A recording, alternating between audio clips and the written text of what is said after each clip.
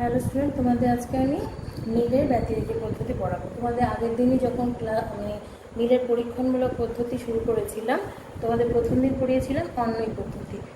যখন নীলের পরীক্ষণ পদ্ধতি আমি শুরু করি, সেই ক্লাসটা আমি তোমাদের বলেছিলাম যে নীল কার্যকারণ সম্বন্ধ নির্ণয়ের ক্ষেত্রে 4টি পদ্ধতির কথা বলেছে, তাই তো? অন্বয় পদ্ধতি, ব্যতিরেকি পদ্ধতি, অন্বয় ব্যতিরেকি পদ্ধতি আর সহপরিবর্তন পদ্ধতি। তো আগের দিন তোমাদের আমি অন্বয় পদ্ধতি পড়িয়ে দিয়েছি। আর তার আগে আমি কি বলেছিলাম যে মিল কার্যকারণ সম্বন্ধ আবিষ্কারের ক্ষেত্রে যে ঘটনাগুলো অবান্তর, অর্থাৎ কারণ কার্য সম্পর্ক নির্ণয় করতে গেলে অনেক মানে একসাথে অনেকগুলো ঘটনা জড়িত থাকে। এবার যে ঘটনাগুলো কার্য ঘটাতে পারে না, অর্থাৎ কিনা যেগুলোর সাথে কার্যের কোনো সম্বন্ধই নেই, সেগুলোকে বাতিল করে দিয়ে আমাদের আসল কারণটা খুঁজতে হয়। সেই জন্য তিনি কতগুলো অপসারণ সূত্রের কথা বলেছিলেন। ওই 3টে অপসারণ সূত্রের উপর ভিত্তি করে মিলের এই 4টে পদ্ধতি দাঁড়িয়ে আছে। হ্যাঁ, সেই প্রথম অপসারণ সূত্রের উপর নির্ভর করে দাঁড়িয়েছিল কি অন্বয় পদ্ধতি। যখন তোমাদের অন্বয় পদ্ধতি পড়িয়েছি আমি দেখিয়ে দিয়েছি। আচ্ছা, আজকে তোমাদের পড়াবো ব্যতিরেকি পদ্ধতি। ব্যতিরেকি পদ্ধতি অপসারণ সূত্রের দ্বিতীয় পদ্ধতির ওপর ভিত্তি করে গড়ে উঠেছে। এই অপসারণ যে সূত্র রয়েছে বা তার দ্বিতীয়টা কী ছিল, যে যদি পূর্ববর্তী ঘটনা উপস্থিত না থাকে, হ্যাঁ, আর যদি দেখা যায় সেই সাথে সাথে সব কিছু ঠিক আছে কিন্তু পরবর্তী একটা ঘটনা সবসময় অনুপস্থিত, তাহলে বোঝা যাবে যে ওই আগের ঘটনাটা কারণ, পরের ঘটনাটা কার্য। সবই একসাথে ঘটছে কিন্তু এমন একটা ঘটনা যেটা কিনা আগে ঘটেনি, পরবর্তী ক্ষেত্রে দেখা যাচ্ছে যে ওই একটা ঘটনা যেটা ঘটছিল সেটাও ঘটেনি, অর্থাৎ কিনা পূর্ববর্তী একটা ঘটনা অ্যাবসেন্ট, পরবর্তী ঘটনা অ্যাবসেন্ট। তখন বুঝতে হবে কি যে পূর্ববর্তী ঘটনাটা কারণ আর পরবর্তী ঘটনাটা কার্য। এটা হচ্ছে অপসারণ সূত্র। এবার দেখো ব্যতিরেকি পদ্ধতির যে সূত্র, অর্থাৎ ব্যতিরেকি পদ্ধতি কাকে বলে সেটা দেখো। যে ঘটনাটির কারণ আমরা অনুসন্ধান করতে যাচ্ছি, হ্যাঁ, কার্যকারণ সম্বন্ধ আবিষ্কার করতে সম্পর্ক নির্ণয় করতে গেলে কী হয়, আমাদের কোনো কার্যটা আগে ঘটে তার কারণ আমরা নির্ণয় করি, তাই তো? তো সেইখানে যে ঘটনার কারণ আমরা অনুসন্ধান করছি সেই ঘটনাটি ঘটেছে এমন একটা দৃষ্টান্ত সংগ্রহ করতে হবে, হ্যাঁ, আর সেই ঘটনাটা ঘটছে না এরকম আরেকটা দৃষ্টান্ত সংগ্রহ করতে হবে। অর্থাৎ কিনা ব্যতিরেকি পদ্ধতি নির্ণয়ের ক্ষেত্রে আমাদের দুটো দৃষ্টান্তের প্রয়োজন।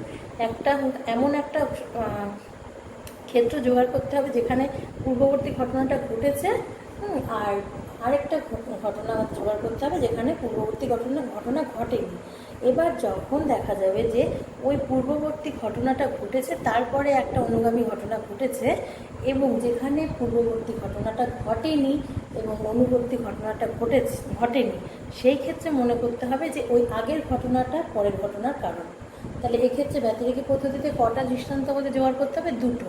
একটা সদর্থক দৃষ্টান্ত, একটা নমর্থক দৃষ্টান্ত। যেমন দেখো, উদাহরণ দিয়ে বলছি তোমাদের যে যখন রামবাবু যখন মর্নিং ওয়াকে যায় তখন তার ঠান্ডা লাগে। এই যে কথাটা বললাম, হ্যাঁ, এইটুকু কথার মাধ্যমে কী বোঝা যাচ্ছে যে যখন রামবাবু মর্নিং ওয়াকে যায় তখন তার ঠান্ডা লাগে। হ্যাঁ, এর মাধ্যমে বোঝা যাচ্ছে কি যে রামবাবু যখন মর্নিং ওয়াকে যায় না তখন তার ঠান্ডা লাগে না, তাই তো? এটা কি আলাদা করে বলার দরকার নেই নিশ্চয়ই, যে রামবাবু মর্নিং ওয়াকে গেলে তার ঠান্ডা লাগে। তার মানে কি, শুধু যখনই সে মর্নিং ওয়াকে যায় তখনই তার ঠান্ডা লাগে। তাহলে এর সাথে সাথে রামবাবুর জীবনে অনেক কিছুই ঘটনা। সে প্রতিদিন সকালে স্নান করতে পারে, হ্যাঁ, সে হয়তো রোজ 9টায় অফিস যায়। এর সাথে সাথে রামবাবুর দৈনন্দিন জীবনে তো কম ঘটনা ঘটে না, কিন্তু লক্ষ্য করে দেখা গেছে যে ভোরে হাঁটতে যখনই উনি যান তখনই তার ঠান্ডাটা লাগে। হ্যাঁ, তার থেকে কী বোঝা যাচ্ছে যে তার মানে ওই ভোরে বেরোনোটাই তার ঠান্ডা লাগার কারণ। তাহলে এখানে কিন্তু আমরা দুটো সদর্থক আর নমর্থক দৃষ্টান্ত পেয়ে গেছি, বলা সত্ত্বেও, যে উনি সকালে হাঁটতে যান ঠান্ডা লাগে, এই একটা সদর্থক দৃষ্টান্ত, উনি সকালে হাঁটতে যান না ঠান্ডা লাগে না। ঠিক আছে, তার মানে এই যে দুটো সদর্থক আর নমর্থক দৃষ্টান্ত থেকে আমরা সিদ্ধান্ত করতে পারি কি তার মানে ওই ভোরে হাঁটতে যাওয়াটাই রামবাবু ঠান্ডা লাগার কারণ। অর্থাৎ কিনা ব্যতিরেকি পদ্ধতিতে আমাদের দুটো দৃষ্টান্ত দরকার হয়, তবে আমরা একটা সিদ্ধান্ত করতে পারি। এই হচ্ছে ব্যতিরেকি পদ্ধতি। তাহলে কি দেখতে পাচ্ছ, এই পদ্ধতি প্রয়োগ করতে গেলে আমাদের দুটো দৃষ্টান্ত দরকার, একটা সদর্থক আর একটা নমর্থক। ঠিক আছে? আচ্ছা, এবার দেখো, আমি যেমন অন্বয় পদ্ধতির ক্ষেত্রে তোমাদের একটা সাংকেতিক আর একটা মুক্ত দৃষ্টান্ত দিয়েছিলাম, এখানেও তাই তোমাদের দিচ্ছি। এবার এই যে ব্যতিরেকি পদ্ধতিতে দুটো রূপ হতে পারে। অন্য পদ্ধতির ক্ষেত্রে আমরা একটাই রূপ পেয়েছি, তাই তো? কিন্তু ব্যতিরেকি পদ্ধতিতে দুটো রূপ আছে। প্রথম রূপটা দেখো, প্রথমটা হচ্ছে এই যে এ বি সি দিয়েছি, এখানে অনুগামী ঘটনাতে আছে ছোটো হাতের ABC, দেখতে পাচ্ছ? তার মানে এখানে এই যে এ ঘটনাটা আছে, বি ঘটনা আছে, সি ঘটনা আছে, এখানেও এ বি সি এই ঘটনা তিনটা রয়েছে। আচ্ছা, এখানে দেখো এ অনুপস্থিত, এ নেই, শুধু BC আছে, আর এখানেও এ নেই, শুধু BC আছে। ঠিক আছে, তাহলে একে মনে করা হচ্ছে কি এর কারণ, কারণ এখানে এ নেই, এখানে এ নেই, তাই তো? এখানে এ ছিল, এখানে এ ছিল, তার মানে কি বলা হচ্ছে যে এ হচ্ছে এর কারণ, তাই তো? তার মানে ওই আমি যে উদাহরণটা দিলাম সেটা দিয়ে দেখো, রামবাবু, এটা রামবাবু সকালে হাঁটতে যায়, এটাকে যদি সকালে হাঁটা বলি, হ্যাঁ, এর সাথে সাথে কি রামবাবু সকালে স্নান করে, রামবাবু সকালে খায়, যা কিছু হতে পারে। হ্যাঁ, এখানেও তাই রামবাবু সকালে হাঁটতে যায় আর তার ঠান্ডা লাগে, এই হাঁটতে যায় ঠান্ডা লাগে। আরও ঘটনা আছে রামবাবুর জীবনে, এগুলো আমাদের জানা দরকার নেই, শুধু এইটা দেখে নাও, সকালে হাঁটতে যায় তার ঠান্ডা লাগে। এবার দেখো সকালে হাঁটতে যায় না, এখানে সকালে হাঁটতে যায় নাটা কিন্তু নেই, তাই তো? এবার তার ঠান্ডাও লাগে না, নেই। বুঝতে পারছো যে এইখানে রামবাবু হাঁটতে যাও, এই বড় এটা হচ্ছে রামবাবুর হাঁটতে যাওয়া, এই ছোট এটা হচ্ছে রামবাবুর ঠান্ডা লাগা। এবার এখানে এই এটা নেই মানে যায়নি হাঁটতে, এখানে এইটা নেই, এ নেই মানে তার ঠান্ডা লাগে। সুতরাং কি এই এ হলো এর কারণ, তার মানে এই হাঁটতে যাওয়াটা হলো রামবাবুর ঠান্ডা লাগার কারণ। এটা হচ্ছে সাংকেতিক রূপ। ঠিক আছে, এবার এটার উদাহরণ একটা দেখে নাও। আমি তোমাদের ওই ঠান্ডা লাগাটা দিয়ে দেখালাম, এখানে আমি অন্যরকম একটা উদাহরণ নিয়েছি। দেখো, হ্যাঁ, যে এ দেখো তিনটে খাবারের নাম লিখেছি আমি, ভাত, ডাল আর চিংড়ি। এই তিনটে খাবার একজন খেয়েছে। হ্যাঁ, খাওয়ার পরে অনুগামী ঘটনা হিসেবে দেখা গেছে কি আংশিক হয়েছে। ঠিক আছে, কী কী খেয়েছে দেখো, ভাত খেয়েছে, ডাল খেয়েছে, চিংড়ি মাছ খেয়েছে। ঠিক আছে, এই খাওয়ার পরে দেখা গেছে কি যে আংশিক হয়েছে। ঠিক আছে, এবারে পরের ঘটনা দেখো, এ ভাত খেয়েছে, ডাল খেয়েছে, আর বাদ আছে কি চিংড়ি মাছ সে খায়নি। তারপর কি দেখা যাচ্ছে, এখানে আংশিক হয়েছে, এখানে হয়নি। তাহলে এর থেকে কী সিদ্ধান্ত আমরা করতে পারি, এখানে ভাত ডাল চিংড়ি মাছ খাওয়ার পরে আংশিক হয়েছে, এখানে ভাত আর ডাল খেয়েছে কিন্তু চিংড়িটা নেই, কিন্তু এখানে আংশিক হয়নি। সুতরাং এর থেকে আমরা কী সিদ্ধান্ত করতে পারবো, যে তার মানে এই চিংড়ি মাছ খাওয়াটাই হচ্ছে, চিংড়ি মাছ খাওয়া এটা হচ্ছে আংশিক রোগের কারণ। ঠিক আছে, তার মানে বুঝতে পারছো, যেটা সামনের দিকে দেখবে মিসিং, অর্থাৎ যে প্রথমে আছে একটা ঘটনা উপস্থিত, হ্যাঁ, দ্বিতীয়টাতেও একটা অন্যরকম ঘটনা রয়েছে, কিন্তু দ্বিতীয় যে স্টেপটা তাতে যদি একটা দেখো অ্যাবসেন্ট, তারপর দেখো যে এই কার্যের ক্ষেত্রে কোনো রকম উল্টো ফল হয়েছে, তখন বুঝে যেতে হবে কি যে পূর্ববর্তী ঘটনায় ওটাই কারণ ছিল। ঠিক আছে, এটা হচ্ছে একটা রূপ। আচ্ছা, এবার দেখো আরেকটা রূপ কি আছে, আরেকটা রূপ, এটা হচ্ছে দ্বিতীয় রূপ। এটা সাংকেতিক উদাহরণ দেখো, ঠিক উল্টোটা নিয়েছি। দেখো প্রথমে BC এটা আছে, তারপরে আছে ছোট হাতের BC, হ্যাঁ, তারপরে দেখো এখানে ABC নিয়েছি, ABC অর্থাৎ কি না, প্রথম ঘটনা অনুপস্থিত আছে, হ্যাঁ, দ্বিতীয়টা একটা নতুন উপস্থিত আছে। হ্যাঁ, এবার এই প্রথম ঘটনায় দেখো এ ছিল না, এর উপস্থিতি নেই, দেখতে পাচ্ছ, এখানেও এর উপস্থিতি নেই। ঠিক আছে, এবার দেখো এখানে এর উপস্থিতি আছে, এখানেও এর উপস্থিতি আছে। এর থেকে কি বোঝা যায় যে ওপরে যখন এ ছিল না, হ্যাঁ, তখন অনুগামী ঘটনা হিসেবে ছোটো হাতের এটাও ছিল না, আর নিচে যখন বড় হাতের এটাকে এনেছি আমি, তখন অনুগামী ঘটনা হিসেবে ছোটো হাতের এটা এনেছি। ঠিক আছে, তার মানে কি হলো এর কারণ। এবার এটার উদাহরণ হিসেবে আমরা কি দিতে পারি দেখো, যেমন দেখো তরকারিতে লবণ দেওয়া হয়নি, এখানে তরকারিতে লবণ দেওয়া হয়নি, সুতরাং টেস্টও হয়নি, স্বাদ হয়নি। ঠিক আছে, তার মানে এখানে হচ্ছে লবণটা, এটাকে ধরে নিতে পারো, এটা লবণ, এটা ধরে নিতে পারো, এটাকে লবণ ধরে নিতে পারো, আর এটা হচ্ছে এটাকে স্বাদ ধরে নিতে পারো। এখানে লবণ নেই, কিন্তু লবণটা নেই, এখানে স্বাদটাও নেই। আবার এখানে এ মানে লবণ যদি ধরে নাও, লবণ দেওয়া হয়েছে, এই যে তরকারিতে লবণ দেওয়া হয়েছে, স্বাদ হয়েছে, এখানে স্বাদ হয়েছে। দেখতে পাচ্ছ, তরকারিতে অনেক কিছু দেওয়া হয়েছিল, মশলা দেওয়া হয়েছিল, হ্যাঁ, হলুদ দেওয়া হয়েছিল, এই যে এটা ধরে নাও বিটা মশলা, এটা হলুদ, এখানেও তাই মশলা দেওয়া আছে, হলুদ দেওয়া আছে, সব কিছু হয়েছে, কিন্তু এখানে লবণ নেই, এখানে স্বাদ নেই। ঠিক আছে, কিন্তু পরবর্তী ক্ষেত্রে দেখো এটাকে যদি লবণ ধরে নাও, হ্যাঁ, আর এটাকে তুমি যদি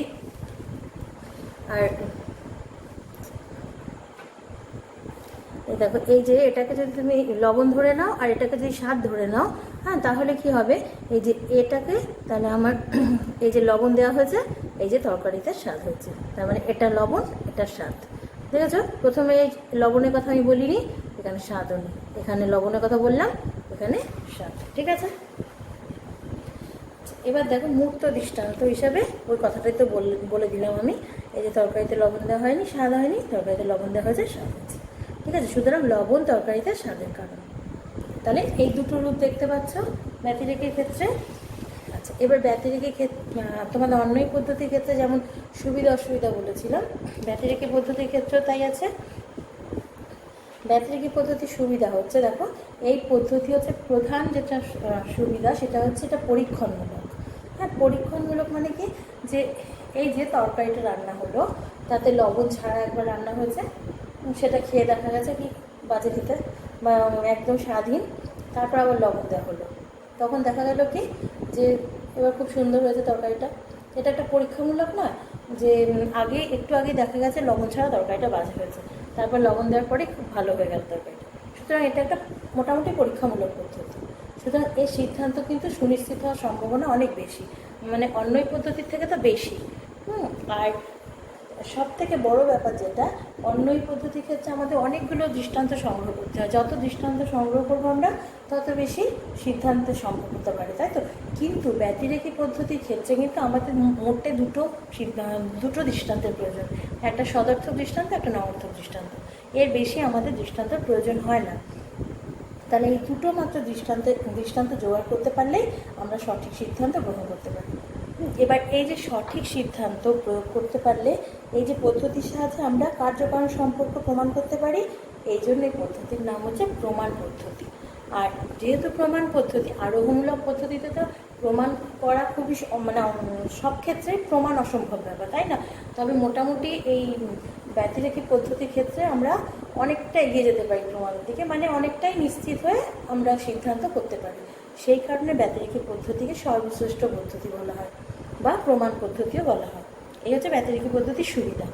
কিন্তু যেহেতু আরোহ পদ্ধতির অন্তর্গত ব্যতিরেকী পদ্ধতি, সেই জন্য এর কিছু দোষ ত্রুটিও রয়েছে। প্রথম হচ্ছে কি, ধরো যেগুলো পরীক্ষা করা যায়, অর্থাৎ আমাদের দৈনন্দিন জীবনে ঘটে থাকে, সেগুলোর ক্ষেত্রে খুব একটা অসুবিধা হয় না। কিন্তু যেগুলো প্রাকৃতিক ব্যাপার, যাতে আর মানুষের কোনো হাত নেই, সেই সব ক্ষেত্রে কিন্তু ব্যতিরেকী পদ্ধতির প্রয়োগ কিন্তু অসম্ভব হয়ে পড়ে। যেমন দেখো, এই যে প্রাকৃতিক ঘটনা, ভূমিকম্প, দুর্যোগ, এগুলোর ক্ষেত্রে কিন্তু ব্যতিরেকী পদ্ধতির কোনো নিয়ম খাটে না। ধরো ভূমিকম্পর ক্ষেত্রে যদি কোনো কার্যক্রম নির্ণয় করতে চাই, পারবো কি যে কী হলে ভূমিকম্প হবে, কী হলে হবে না, দুর্যোগ কী হলে হবে, কী হলে হবে না, এগুলো আমাদের পক্ষে কিন্তু পরীক্ষাগারে প্রমাণও সম্ভব নয়, পর্যবেক্ষণ করা সম্ভব নয়, কিছুই না। অর্থাৎ কিনা প্রাকৃতিক কোনো ঘটনায় ব্যতিরেকী পদ্ধতি প্রয়োগ সম্ভব নয়। দ্বিতীয়ত, এই যে আমাদের দুটো দৃষ্টান্ত প্রয়োজন হয়, একটা সদর্থক, একটা নঅর্থক। এই পর্যবেক্ষণের সাহায্যে সদর্থক আর নঅর্থক দৃষ্টান্ত সংগ্রহ করা কিন্তু খুব কষ্টসাধ্য ব্যাপার। আমরা যে কোনো একটা দৃষ্টান্ত সংগ্রহ করতে পারি, হ্যাঁ, কিন্তু তার উল্টো আর একটা দৃষ্টান্ত জোগাড় করা কিন্তু একটু কষ্টসাধ্য। যেমন বললাম না যে এই যে তরকারিতে নুন দেওয়া হয়নি, হ্যাঁ, তরকারির টেস্ট ভালো হয়। হ্যাঁ, এবার আবার তরকারিটা নুন দিতে হবে, তবে টেস্ট ভালো হবে। এই যে আরেকটা সদর্থক দৃষ্টান্ত জোগাড় করা, সেটার জন্য আবার অনুসন্ধান চালাতে হয়। সুতরাং একটা দৃষ্টান্ত পেলেই আমাদের হয় না, সাথে সাথে আমাদের উল্টো আরেকটা দৃষ্টান্ত খুঁজে বার করতে হয়। আর এই পর্যবেক্ষণের মাধ্যমে দুটো দৃষ্টান্ত সংগ্রহ করা কিন্তু বেশ কষ্টসাধ্য। ঠিক আছে। তৃতীয়ত, এই পদ্ধতির প্রয়োগ ক্ষেত্র সীমাবদ্ধ। আর ঠিক কতটা ঘটনা অপসারণ করলে যে আমরা সঠিক সিদ্ধান্ত পাওয়া যাবে তা নির্ণয় করা কঠিন। মানে কি, এই পদ্ধতির প্রয়োগ ক্ষেত্র তো সীমাবদ্ধ, দেখতেই পাচ্ছ দুটো দৃষ্টান্তের আমাদের প্রয়োজন হয়। এবার অনেকগুলো ঘটনা অপসারণ করে তো আমরা ঠিকঠাক সিদ্ধান্তে আসি, এবার কতটা অপসারণ করলে যে আমরা সঠিক সিদ্ধান্তে পৌঁছাতে পারবো সেটা কিন্তু নির্ণয় করা খুবই কঠিন। যেমন দেখো, এই যে তরকারির কথাটাই বললাম, এই উদাহরণটাই তোমাদের বলি বারবার, যে দেখো তরকারি তো রান্না হয় অনেক কিছু দিয়ে, মশলা দেওয়া হয়, তারপর তোমার বিভিন্ন রকম সবজি দেওয়া হয়, অনেক কিছু দেওয়া হয়, তো লবণও দেওয়া হয়। এইবার এই যে এতগুলো আইটেম দেওয়া হয়, তা সব যখন দিয়ে রান্না করা হয় তখন তরকারি স্বাদযুক্ত হয়। এবার একজনকে একটা তরকারি রান্না করে দেওয়া হলো লবণ ছাড়া, হ্যাঁ, সে খেয়ে বললো কি তরকারিটা বাজে হয়েছে, ভালো হয়নি। হ্যাঁ, এবার অনুসন্ধান করতে হবে কেন ভালো হয়নি। হ্যাঁ, কারণ তরকারিতে অনেক কিছু দিয়ে রান্না হয়েছে, কি দেওয়া হয়নি। তারপরে আবার তাকে লবণ দিয়ে রান্না করে দেওয়া হলো, তখন বলে হ্যাঁ এবার তরকারিটা ঠিক আছে।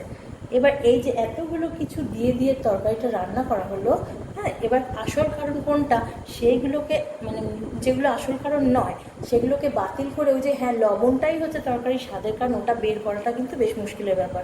কারণ কি তরকারিতে তো অনেক কিছুই দেওয়া হচ্ছে, হ্যাঁ, তাহলে কেউ যদি ওটা খেয়ে কেউ যদি বলে না এটা হলুদ বেশি হয়েছে, হ্যাঁ না এটা মশলা কষানো হয়নি, এরকমভাবে যদি কারণ বলতে থাকে তাহলে কিন্তু ওই কারণগুলো তো অবান্তর, তাই না? এবার যে সঠিক কারণ কোনটা, যে এই লবণ দেওয়াটাই হচ্ছে গিয়ে সঠিক কারণ।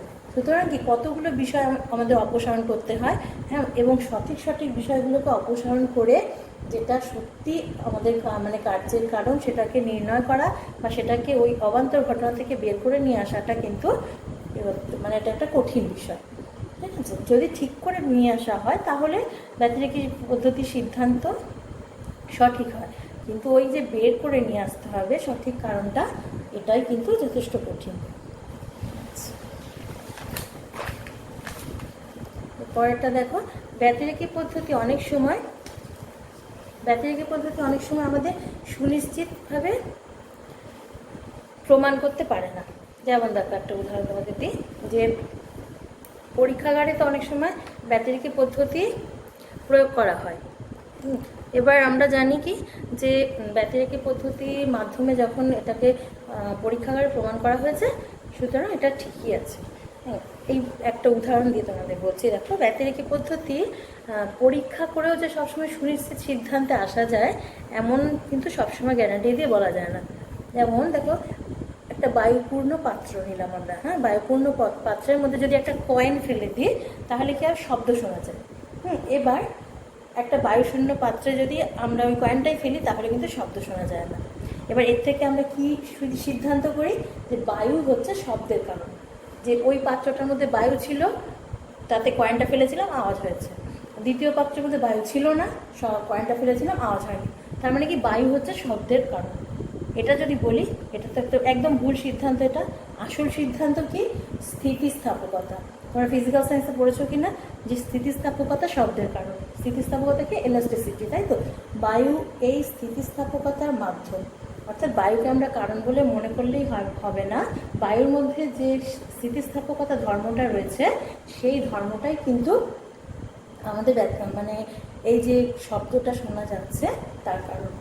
সুতরাং সঠিক কারণটা আবিষ্কার করা কিন্তু মানে যেটা তোমাদের একটু আগেই বললাম, যে অনেক রকম কারণ অপসারণ করতে সঠিক সিদ্ধান্ত বের করতে হয়।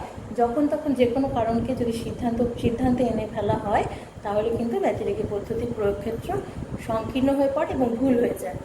আমাদের পুরো গবেষণা করে বা পুরো ভালো করে পরীক্ষা করে তবে সিদ্ধান্তে আসতে হয়। ঠিক আছে, এবার 5 নম্বর দেখো, কোনো ঘটনার ক্ষেত্রে কোনটা কারণ বা কারণের অংশ সেটা সবসময় বোঝা যায় না।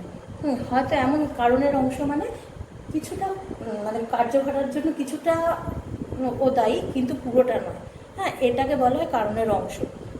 এবার কোনো সময় হয় কি, যে কোনো একটা কার্য ঘটেছে, হ্যাঁ, যেটা কারণের অংশ মানে পুরোটা ও কার্যের জন্য দায়ী নয়। হ্যাঁ, সেক্ষেত্রে কী হয়, যে আমরা ওটাকেই পুরো কারণ বলে মনে করি। সেই ক্ষেত্রে সেটা কিন্তু ব্যতিরেকি পদ্ধতির ক্ষেত্রে হতে পারে। যেমন দেখো, একটা জায়গায় ধরো অনেকগুলো বারুদ রয়েছে, শুষ্ক বারুদ, বা শুষ্ক বারুদে কি আগুন লাগলে তো বিস্ফোরণ হয়, তাই তো? এবার ওখানে যদি একটা দেশলাই কাঠি জ্বালিয়ে দেওয়া হয় তাহলে কী হবে, বিস্ফোরণ ঘটবে। এবার সবাই কী বলবে, যে ওখানে জ্বলন্ত কাঠিটা দেওয়া হয়েছে বলেই বিস্ফোরণ ঘটেছে এবং জ্বলন্ত কাঠিটাই বিস্ফোরণের কারণ। এই যে জ্বলন্ত দেশলাই কাঠিটা, এটা কিন্তু কারণের অংশ, পুরোপুরি কারণ না। ওই দেশলাই কাঠিটা জ্বালিয়ে দিয়েছে মানে বিস্ফোরণ নয়, বিস্ফোরণের কারণ কিন্তু বারুদের মধ্যেও রয়েছে। হ্যাঁ, বারুদের মধ্যে যদি বিস্ফোরক না থাকতো তাহলে কিন্তু দেশলাই কাঠিটা কিছু করতে পারতো না, তাই তো? যদি অন্য যে কোনো জায়গায় যে দেশলাই কাঠিটা জ্বালিয়ে দেওয়া হয় তাহলে কী হবে, আগুন জ্বলবে, বিস্ফোরণ তো হবে না। তার মানে কি বিস্ফোরক ওই বারুদের মধ্যে থাকে বলে দেশলাই কাঠিটা জ্বালিয়ে দেওয়া হয়েছে এবং সেখানে বিস্ফোরণ ঘটেছে। তাহলে কি দেশলাই কাঠিটা কি পুরো বিস্ফোরণের জন্য দায়ী? ওটা কি, ওটা একটা কারণের অংশ। বিস্ফোরণের জন্য কিন্তু বারুদও অনেকটা দায়ী, তাই না?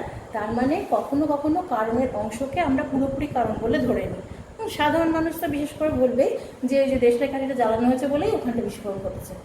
তাই তো। কিন্তু আমরা কি দেখতে পাচ্ছি যে দেশলাই কাঠিটা, হ্যাঁ দেশলাই কাঠিটা কার্বনের একটা অংশ, কিন্তু বারুদের মধ্যে যদি বিস্ফোরক না থাকতো তাহলে ওখানে বিস্ফোরণটা ঘটতো না। ঠিক আছে, তার মানে কি দেখা যাচ্ছে যে ব্যতিরেকি পদ্ধতিতে অনেক সময় আমরা কারণের অংশকেও মানে পুরোপুরি কারণ বলে ধরে নিই। আচ্ছা, 6 নম্বর দেখো, অভিজ্ঞতার ভিত্তিতে এই পদ্ধতি যদি আমরা অভিজ্ঞতার ভিত্তিতে যদি এই পদ্ধতি প্রয়োগ করি তাহলে কিন্তু কাকতালীয় দোষ দেখা যায়। মানে ব্যতিরেকি পদ্ধতির মূল সমস্যাটাই এখানে। হ্যাঁ, সবসময় আমরা তো পর্যবেক্ষণের মাধ্যমে কিছুটা ব্যতিরেকি পদ্ধতির ক্ষেত্রে আমরা কিছুটা পর্যবেক্ষণের সাহায্য নিই, যেহেতু অন্যয় পদ্ধতির বেশ কিছু দুর্বলতা রয়েছে তাই জন্যই তো মিল ব্যতিরেকি পদ্ধতি প্রণয়ন করেছেন। আর এই ব্যতিরেকি পদ্ধতিতে পরীক্ষামূলক জায়গা রয়েছে, কিন্তু তাই বলে এই নয় যে সব ক্ষেত্রেই পরীক্ষা হয়, কিছুটা পর্যবেক্ষণ আমাদের দরকার হয়, পর্যবেক্ষণের পর আমরা পরীক্ষার সাহায্য নিই। আচ্ছা, এবার এই যে পর্যবেক্ষণের ভিত্তিতে বা অভিজ্ঞতার ভিত্তিতে প্রয়োগ করে, হ্যাঁ যদি সেটা ব্যতিরেকি পদ্ধতির ক্ষেত্রে আমরা প্রয়োগ করি তাহলে কিন্তু একটা মারাত্মক দোষ হয়, যেটা ব্যতিরেকি পদ্ধতির ক্ষেত্রে এটা একটা ব্যতিরেকি পদ্ধতির একটা সাংঘাতিক দোষ। এই দোষটার নাম হচ্ছে কাকতালীয় দোষ। কাকতালীয় দোষ ঘটার সম্ভাবনা থাকে যদি শুধু অভিজ্ঞতার ভিত্তিতে কোনো রকম সদর্থক নমর্থক দৃষ্টান্ত কিছুই চিন্তা করা হলো না বা কোনো পরীক্ষাই হলো না, শুধু অভিজ্ঞতার ভিত্তিতে আমরা একটা সিদ্ধান্ত করে নিলাম, হ্যাঁ তাহলে সেই কাকতালীয় দোষ ঘটে। যেমন দেখো, ধরো বাড়িতে নতুন বউ আসলো, তারপরে শ্বশুর মারা গেল। এবার সিদ্ধান্ত কি করবে লোকে, যে ওই বউটা অপয়া, বউটা বাড়িতে এসছে বলে শ্বশুর মারা গেল। কারণ কি দেখো, এখানে কিন্তু সদর্থক নমর্থক দৃষ্টান্ত নেওয়া হয়েছে। কীরকমভাবে যে এতদিন তো বউটা আসেনি, শ্বশুরটা মরেনি, এবার যেই বউ বাড়িতে আসলো অমনি শ্বশুর মারা গেল। তাহলে কি একটা সদর্থক দৃষ্টান্ত পেয়ে গেল কি, যে বউ এসেছে শ্বশুর মারা গেছে। আর নমর্থক দৃষ্টান্ত কী ছিল, বউ এতদিন আসেনি, শ্বশুর মারা যায়নি। হ্যাঁ, এটা হচ্ছে কি অভিজ্ঞতার মাধ্যমে এই সিদ্ধান্তটা করা হয়েছে। এবার এটা তো হতে পারে না কখনো, একজনের মৃত্যু কখনো অন্য একটা বউ আসার পরে একজনের মৃত্যু হলো, এর সাথে কোনো সম্পর্কই নেই, তাই না? এইটা হচ্ছে কাকতালীয় দোষ। তারপর আকাশে ধূমকেতুর আবির্ভাব হলো, রাজার মৃত্যু হলো। এই ধরনের যে সিদ্ধান্তগুলো অভিজ্ঞতার ভিত্তিতে করা হয় এইগুলো হচ্ছে বেসলেস। এই ক্ষেত্রে ব্যতিরেকি পদ্ধতির যে দোষটা ঘটে তার নাম কাকতালীয় দোষ। কেমন? এই ব্যতিরেকি পদ্ধতির ক্ষেত্রে মানে দুর্বলতা যদি থেকে থাকে, মানে ম্যাক্সিমাম দুর্বলতা হচ্ছে এটাই, যে এখানে যদি ঠিকঠাক করে প্রয়োগ না করা হয় ব্যতিরেকি পদ্ধতি, তবে কাকতালীয় দোষ করতে পারে। তবে কি, যতগুলো এই মিলের যতগুলো পরীক্ষণমূলক পদ্ধতি রয়েছে সব থেকে ব্যতিরেকি পদ্ধতি শ্রেষ্ঠ পদ্ধতি। হ্যাঁ, কারণ কি এখানে অনেকটা পরীক্ষা করে এই সিদ্ধান্ত করা সম্ভব। আর সেই কারণে এই ব্যতিরেকি পদ্ধতিকে শ্রেষ্ঠ পদ্ধতি বা বিজ্ঞানসম্মত পদ্ধতি বা প্রমাণের পদ্ধতি বলা যায়। আর একে কেন্দ্র করে কিন্তু বিজ্ঞানের পথে অনেকটা এগিয়ে যাওয়া সম্ভব হয়, কারণ কিছুটা পরীক্ষণের সাহায্য নিয়ে তো করতে হয়। এই জন্য অন্যই তার পদ্ধতি যখন পর্যবেক্ষণের সাহায্যে আমাদের কিছুটা এগিয়ে দেয়, তথ্য সংগ্রহ করে দেয়, ব্যতিরেকি পদ্ধতি কিছুটা পরীক্ষামূলক পদ্ধতি অনুসরণ করে। সেই কারণে আমাদের কিন্তু এই দুটো পদ্ধতি বিজ্ঞানের দিকে অনেকটা এগিয়ে নিয়ে যেতে সাহায্য করে। ঠিক আছে, তাহলে এই হলো তোমাদের আজকে ব্যতিরেকি পদ্ধতি হয়ে গেল। আচ্ছা, এটুকুই থাক আজকে।